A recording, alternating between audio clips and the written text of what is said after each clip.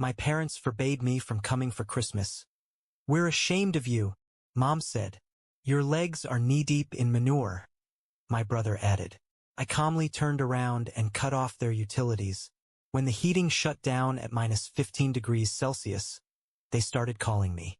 I knocked on the door, shifting the heavy grocery bag in my hand. Snow crunched under my boots. My coat smelled like hay and diesel, but that was just part of my life. The door opened a crack. Mom stood there, tight-lipped. John. She hesitated, glancing over her shoulder. Maybe this isn't the best time. I frowned. Ain't Christmas dinner startin' soon? From inside, I heard my brother Travis snort. Yeah, for family. I blinked. What? Travis appeared behind Mom, arms crossed over his fancy sweater. Look, man, we talked it over, and you don't really fit in with what we got going on here. I stared at him. I don't fit in? Mom winced. It's just, you always show up smelling like a barn, tracking in mud, wearing those same ripped jeans. I own a barn, I said deadpan. Travis smirked. Exactly. Something cold settled in my chest. I glanced past them. Inside, the house was warm, golden light spilling over a long dinner table covered in food. My niece and nephew were playing by the tree, their little faces bright with laughter. And here I was, standing in the freezing cold, being told I wasn't welcome. Mom sighed. You understand, don't you, honey? We have guests, important ones. And it'd be easier if I what? I cut in. Didn't embarrass y'all? Travis didn't even flinch. Come on, John, you get it. You're still out there on that land, knee-deep in cow muck, while the rest of us moved up. We've got reputations to maintain. I huffed a laugh. Unbelievable. I own more land than half the folks in this county, I said. I make more money in a month than you do in a year, Travis. But sure, go ahead. Tell me how you're better than me. His smirk faltered, but Mom cut in quickly. It's not about money, sweetheart, she said gently. It's just, well, Travis and his friends, they have a certain image. And, well, you're a little rough around the edges. I exhaled sharply through my nose. Right? I said. Got it. I shifted the bag in my arms. Then, without another word, set it down on the porch. Inside were presents. Expensive ones. Thoughtful ones. I'd spent hours picking them out for these people. Then I turned and walked back to my truck. I sat in my truck, engine rumbling softly, phone pressed to my ear.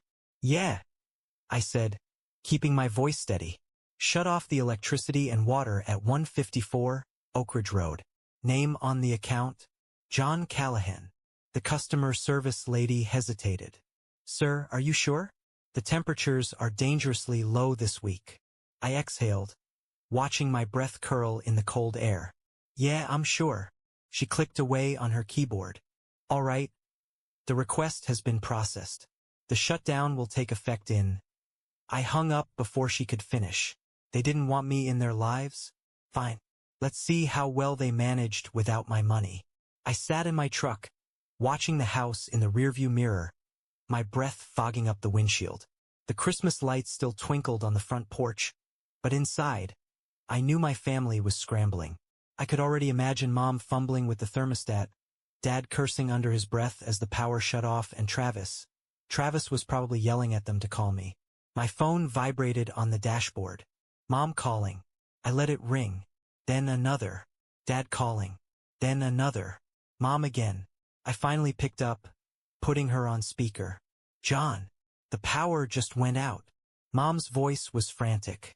I stayed quiet for a second, letting her panic settle in. Yeah, I finally said. That happens when you don't pay the bill. What? You remember, Mom, I said evenly. That contract you had me sign years ago? The one that put all the utilities under my name so y'all wouldn't have to deal with them? You said it'd be easier that way, remember? Since I had a steady income, and Travis was still figuring things out. You know, the same Travis you just chose over me. John, this isn't funny, she snapped. Your father and I need that power. I leaned back, gripping the wheel. Guess you should have thought of that before you told me I wasn't welcome for Christmas. Dad's gruff voice cut in. Son, this is childish. Just pay the bill and stop acting out. I laughed, shaking my head. Funny. That's what you always say. Huh? Every time Travis screws up, I'm the one who's gotta fix it. Pay the bill, cover the damage, clean up his mess. And what do I get for it? This ain't a place for losers at the front door. Mom hesitated. Sweetheart, it's not like that. Isn't it? I shot back. I closed my eyes, and the memories flooded in. Travis was always the golden one. The star athlete, the life of the party, the kid everyone adored. Meanwhile, I had to work for everything. When I got a scholarship to A&M, Dad barely acknowledged it. When I saved up to buy my first truck at 18, Mom scoffed and said Travis would have a real car one day. No matter how hard I worked, how much I earned, it was never enough to shake the image they had of me, the other son, the backup plan. And yet, when Travis dropped out of college, racked up debt, and couldn't hold a job, guess who they called? When his mortgage payments were late, when his kids needed school supplies, when he and Kelly couldn't afford Christmas presents, it was always John can help, John makes good money, John will take care of it. And I did. Because deep down, I kept hoping that if I gave enough, if I did enough, maybe, just maybe, one day they'd see me the way they saw him. But tonight? Tonight was the final nail in the coffin. You know what, Dad? I exhaled. You're right. I am done acting out. No more games. No more help. No more covering for Travis. John, don't do this, Mom pleaded. I already did, I said, reaching for the ignition. And if I were y'all, I'd grab some blankets. Heard it's droppin' to 15 tonight. And with that, I hung up. They wanted me out of their lives? Fine. Let's see how well they manage without my help. That night, they all had to sleep in the living room by the fireplace, wrapped in blankets, their breath visible in the cold air. The grand Christmas dinner they had planned fell apart. Guests left early, muttering complaints as they pulled on their coats, shaking their heads at the disaster unfolding before them. The perfectly decorated table, the expensive dishes Mom had spent days preparing, all of it sat untouched because no one wanted to eat in a freezing house. Travis's kids were sent to the neighbor's house for the night, bundled up and whining, not understanding why they couldn't stay home. Even Kelly, his wife, had gone quiet, offering no words of comfort as she watched her husband pacing angrily by the fireplace. Mom sat with a thick blanket draped over her shoulders, staring at the dying embers with an exhausted expression. Dad sipped at his drink in silence, jaw clenched so tightly it looked like he might break a tooth. This is ridiculous, Travis finally snapped, running a hand through his hair. He wants to act like a spoiled brat? Fine. But dragging the whole family into this? Who does he think he is? Enough, Travis, Mom sighed, rubbing her temples. We just need to talk to him in the morning. He wouldn't actually leave us like this. He just wants attention. Dad grunted. Boys always had a chip on his shoulder. Always had something to prove. Travis scoffed. Yeah, well, he proved it. Merry Christmas. Morning came and my phone rang. Mom calling. I let it ring. Then Dad. Then Mom again. I took my time, enjoying the warmth of my house, sipping my coffee as I stared out over my land. The cattle didn't care about Christmas drama. The ranch kept running just like it always did. A few minutes later, a text popped up from Travis. Travis, you happy now? You ruined Christmas. Hope it was worth it. I chuckled, shaking my head. Yeah, it was. Then another call. This time I picked up. John. Mom's voice was hoarse, exhausted. Do you know what you've done? We spent the whole night freezing. The kids had to go to the neighbors. The guests all left early. You ruined Christmas. I let the silence stretch for a second, then took another slow sip of my coffee. I didn't ruin anything, I said finally. I just stopped paying for it. Dad's voice came next, sharp and cold. Enough of this nonsense. You've made your point. Now turn the power back on. I smirked. No. Mom let out a shaky breath. John, please. You can't just do this to your own family. I barked out a short laugh. Family? I echoed. That's rich, comin' from the people who locked me out on Christmas Eve. Guess that only counted when y'all were the ones doing it, huh? You're being dramatic, Mom tried. Am I? I shot back. Because from where I'm sittin', all I did was finally treat y'all the way you treat me. You know well that's not true. Dad growled. I leaned back in my chair, stretching out my legs. All right, let's go over this real slow then, I said, my voice smooth and even. You needed someone to handle the bills? I did it. You needed the heat fixed? I covered it. You needed someone to make sure Travis's kids had a good Christmas every single year? That was me too. And what did I get for it?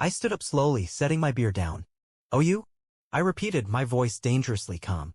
Dad hesitated for a split second but then doubled down. Darn right, you do. After everything we've done for you. I let out a sharp laugh. Everything you've done for me? Travis crossed his arms. Yeah, John. We raised you. We made sure you had food, clothes, a roof over your head. And this is how you repay us. I exhaled, shaking my head. Wow. You really believe that, don't you? He frowned. You think feeding your own kid and putting a roof over his head is some grand favor? I asked, my voice low. That's called being a parent, Travis. It's the bare minimum. You don't get a standing ovation for that. Silence. You want to talk about who owes who? I continued, stepping forward. Let's talk about what I gave you. Who covered the bills when you couldn't pay 'em? Who made sure your kids had everything they needed? Who kept Mom and Dad's house running when they didn't want to deal with it? Travis looked away. You took everything from me? I said, voice cold. And the one time I say no, suddenly I'm the villain? Dad exhaled sharply. John, son, you're making this bigger than it needs to be. I shook my head. No, I'm finally making it the right size. Mom finally stepped out of the truck. Her eyes tired, voice soft. Sweetheart, please. We don't want this to be the way things are. I turned to her. You don't want this? I asked, and for the first time, my voice wavered slightly. I didn't want this either, but y'all made it real clear where I stand in this family. And I finally got the message. She looked like she wanted to cry. Dad sighed. So what? That's it? You just cut us off? Leave us in the cold? I met his eyes. I finally learned that you only love me when I'm useful to you. I paused, shaking my head. And I ain't interested in that kind of love anymore.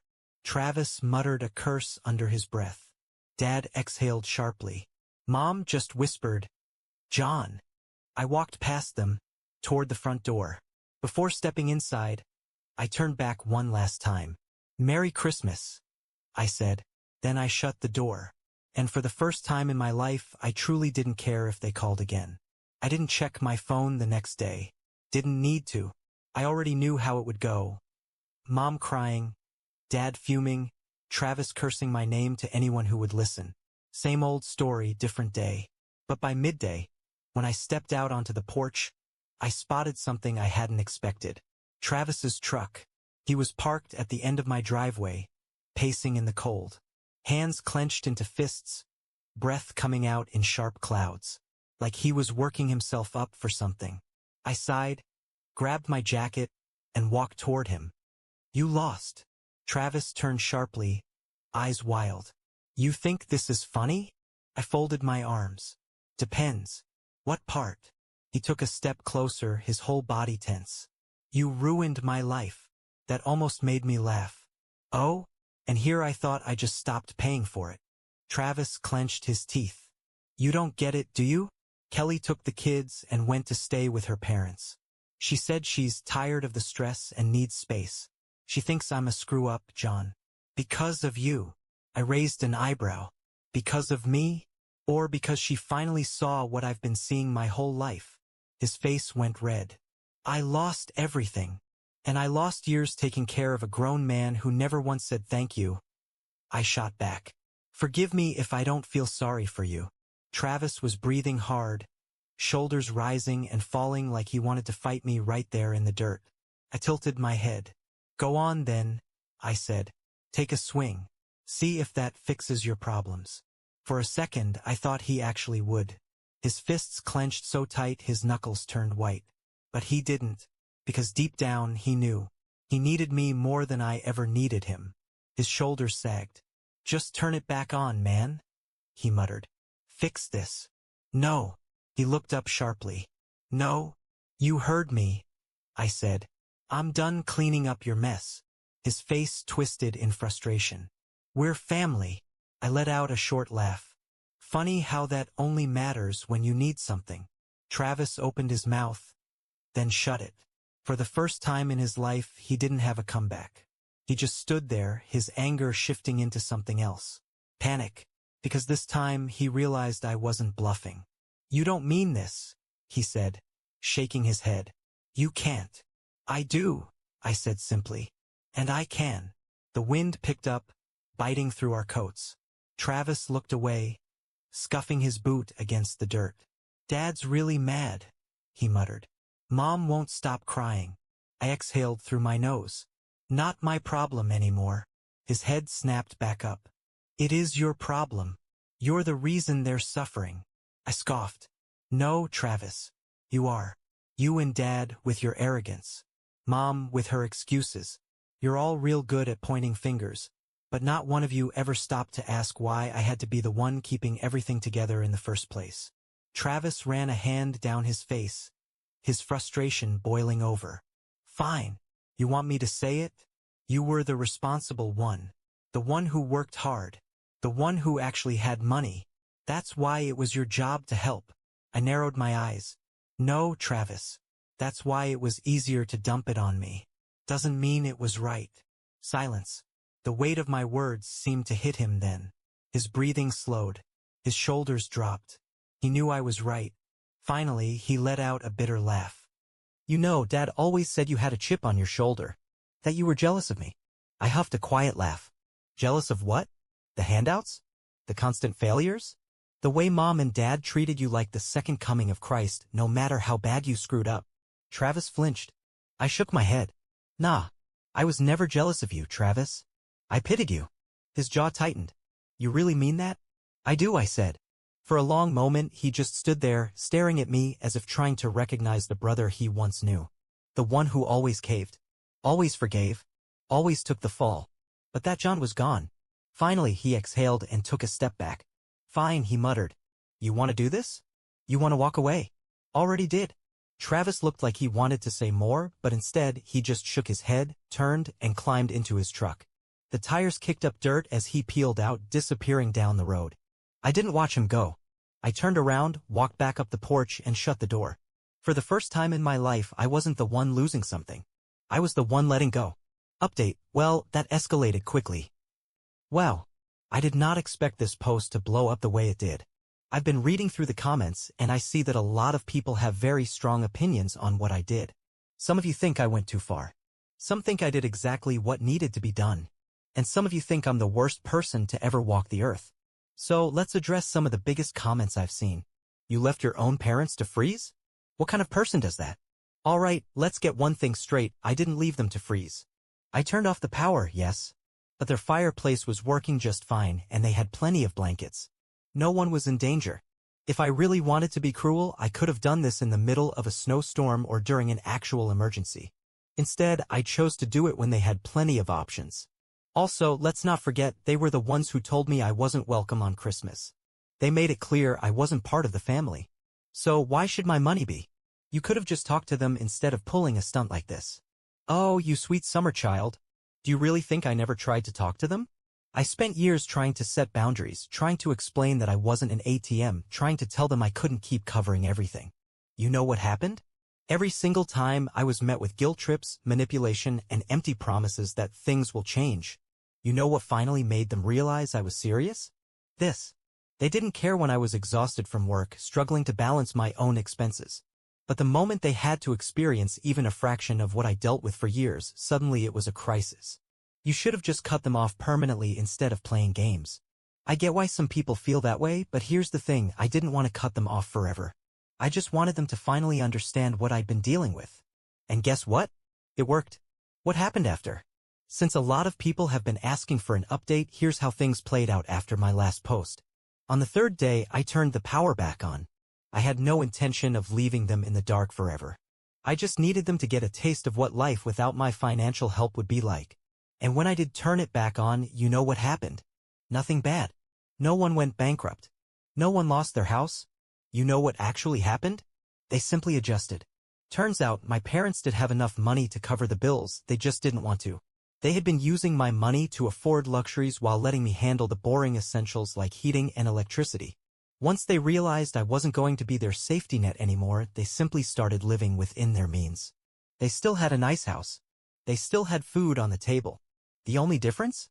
They weren't living off of me anymore. And here's the kicker, after about a month, my parents actually apologized. Mom called me and admitted that they had taken me for granted. That they had let Travis influence them too much. that they had been wrong. And honestly, that meant the world to me. For the first time in years, it felt like they actually saw me as more than just a wallet. But did it last? Now here's the part where you all get to place your bets. Because after a few months of peace, guess what started happening? The calls. The little comments. "Oh John, we're just a little short this month. Could you cover the water bill? Just this once." At first, I ignored it. Then, when it didn't stop, I reminded them what happened the last time they tried to treat me like an ATM. They backed off. For now. So, what do you all think? Will history repeat itself? Or did they actually learn their lesson? Place your bets, Reddit.